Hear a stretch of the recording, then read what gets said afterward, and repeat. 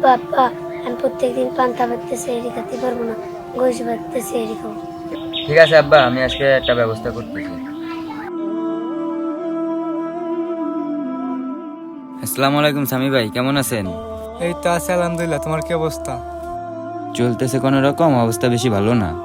কেন, কি সমস্যা তোমার? রমজান মাস, 2-3 দিন কোনো কাজ কাম নাই, ছেলে মেয়ে নিয়ে অনেক কষ্টে আছি। আপনার তো মাঠে অনেক জমি যেতে আছে, আপনি যদি আমাকে একটা কাজ দিতেন তাহলে অনেক উপকার হইতো। এখন তো কোনো কাজ কাম নাই, কয়েকদিন পর দেখা করো, পেজের হওয়া নেই, তোমার একটা কাজের ব্যবস্থা করে যাবে না।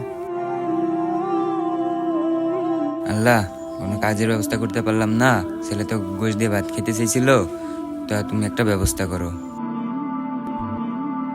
কাকা কাকা, আমার 10 টাকা দেন। কেন বাবা, তুমি 10 টাকা দিয়ে কি করবা?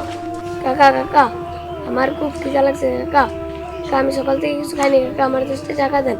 আল্লাহ, আমার কাছে তো 20 টাকাই আছে, ওকে যদি 10 টাকা দিয়ে দেয়, আর 10 টাকা দিয়ে আমি কি করবো? আর 10 টাকা দিয়ে তো কোনো কিছু হয় না, ছেলের জন্য কি নিয়ে যাবো? 10 টাকা দিয়ে কি হবে? তুমি 20 টাকায় নিয়ে যাও, তুমি কোনো কিছু কিনে খেও।